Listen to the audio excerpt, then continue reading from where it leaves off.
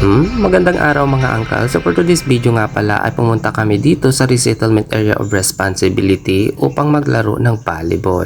Wun ka no? Kaya naman guys, samahan nyo ako sa journey ito. Tara, let's go! So dahil ngayong araw nga pala mga uncle, ang opening ng Volleyball League ng Bayambang Infanta Pangasinan na pinapangunahan ng aming ski chairman. Kaya naman agad-agad kaming pumunta dito sa Resettlement Area of Responsibility upang makilahok sa nasabing paliga. At syempre para naman suportahan namin ang isa sa pinaka-programa ng aming butihing ski chairman. At dito nga'y nabunot namin ang unang laro kaya kami ang isinalang dyan. First game, first win. Kaya kung paano nangyari yun mga uncle, panoorin nyo itong video na ito hanggang dulo at dito nyo matutunghayan ang aming kasyungaan. Charo! Yes, oo, tama. Unang araw pa nga lang ng paliga ay kami na ang unang naglaro at unang nanalo. Ay Diyos mio mga uncle, hindi ko talaga sukat akalain na mananalo kami sa unang game namin sapagkat lahat naman kami ay syusyunga-syunga. Nagkakaratel nga lang kami dyan sa loob ng court. Wala nga kaming gameplay. Yung tipong may nabalitaan kaming laro at din go na agad. Ansalang na kaagad. Promises. At kung gaano nga kami kahina mga uncle ay mas mahina pa ang aming mga kalaban. O diba, ang lakas ng hangin, buhat-buhat din ng bangko paminsan-minsan, no? Pero in fairness mga uncle, no, nanalo nga kami sa unang laro namin hindi dahil sa malakas kami. Kundi, umayon lang sa amin ang tadhana at ang swerte ay nasa amin. Win ka no, ilaban mo ah. Ilaban mo chong. Nagpatuloy nga kami sa aming paglalaro mga uncle kahit na wala kaming laro or wala kaming gameplay dyan sa loob ng court. Dahil pumunta naman kami dito hindi para maging seryoso. Pumunta kami dito para mag-enjoy at maging masaya at para na rin suportahan ang ski chairman ng Bayambang Infanta Pangasinan. Sa ganitong pakulungan ng sanggunyang kabataan mga uncle no, ay nabubos ang energy ng mga kabataan na ilalabas nila ang mga galing nila sa paglalaro. At syempre tumataas ang self-esteem ng mga batang ito. Dahil sa mga ganitong programa mga uncle, to be honestly, ay nagiging active ang mga kabataan. At ito ang pinakamahalaga sa lahat sa isang komunidad. Ang pagbuklod-buklod din ang pagsama-samahin ang mga kabataan sa isang mitiin. Dahil sa totoo lang mga angkal sa ganitong pamamaraan, dito nagkakakilanlan ang mga kabataan. Dito nabubuo ang pagkakaibigan at dito rin nagkakaroon ng isang magandang samahan.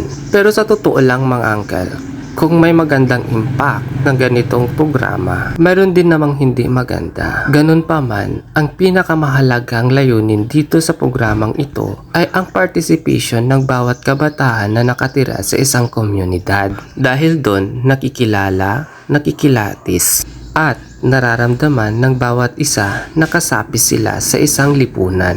So ayun na nga mga uncle, sa unang araw nga ng ligang ito ay kami yung unang naglaro at ang gandang pambungad nga mga uncle para sa aming team sapagkat unang araw, unang laro, unang panalo. So dito nga mga uncle ay bali 3 sets ang laro. Ang unang makadalawang sets ay siya na ang mananalo. At yun na nga ang nangyari mga uncle. Nakuha nga namin yung 2 sets kaya kami yung nanalo dito. Pero syempre mga uncle, may ikukwento ko lang talaga na hindi naman naging madali ang pagkapanalo namin sapagkat pare-pareho kaming syusyunga-syunga dyan sa loob ng court. Yung tipong nag-aagawan ng bola, yung tipong nagsiserve ka pero sa labas pumupunta, at yung tipong takbo ka lang ng takbo dyan na wala ka namang nakukuhang bola. O diba? Sa part nga na ito mga uncle ay nagtapos na ang first set namin at kami nga yung nanalo ng first set at mayroon nga kaming 10 minutes upang magpahinga. At Diyos mio mga uncle, ito nga pala yung kasama namin nagasgasan dahil syusyunga-syunga siya.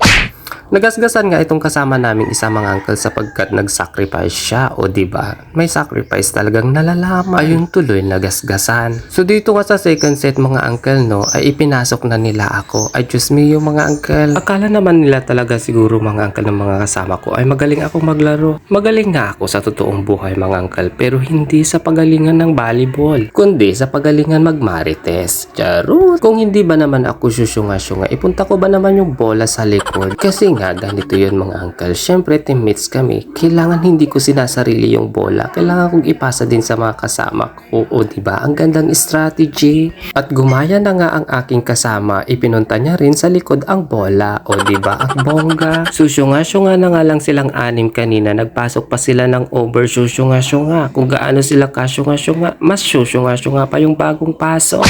Ni hindi ko nga alam kung saan ako lulugar dyan, kung saan ako fifisto, kaya naman nagkaroon kami ng violation sa over-rotation. At sa sobrang energetic nga ng uncle nyo, napunta nga ako sa festo ng aking kasamahan, kaya naman pinituhan ako ng referee. Pero sa totoo lang mga uncle no, sa pinistuhan ko kasi ay sakto naman yung araw, kaya hindi ko masyadong nakikita yung bola, kaya tuloy kung saan-saan ako napupunta. Okay lang yan, enjoy din pag may time.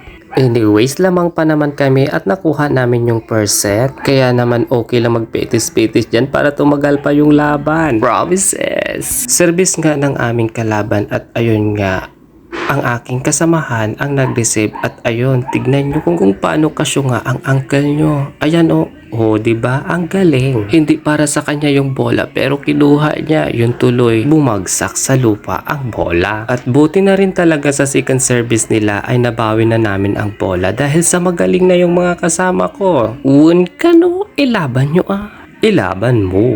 Nagulat nga yung kalaban sa akin nung papalo na siya sapagkat tumalon ako at tumalon din siya. Ayun tuloy, itinaas niya yung bola kaya naging outside. Nakukuha na nga namin yung gameplay mga uncle kaya naman nagkakaayos na kami dyan sa court mismo. At syempre wala na rin susyunga-syunga sa amin at sineryoso na nga ang laro.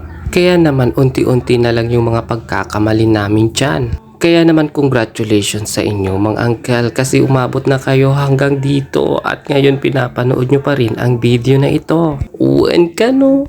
Pero syempre maraming salamat sa inyo mga uncle sa inyong panonood ng mga videos na ina-upload ko. Promises! Sa ating pagpapatuloy nga mga uncle ay ito na malapit nang matapos yung laro sapagkat nasa 23 na ang score namin at hanggang 25 lang ang dapat na i-score kaya naman ngayon ay last serve ko na to mga uncle promises. Kaya naman simplihan na lang natin ang pagsaserve mga uncle promises para sigurado, para pumasok at para makuha ng kalaban para naman magtagal-tagal pa ng medyo konti ang labanan. At kung gaano nga ako kaingat mag-serve mga uncle ayun naman nag-outside pa.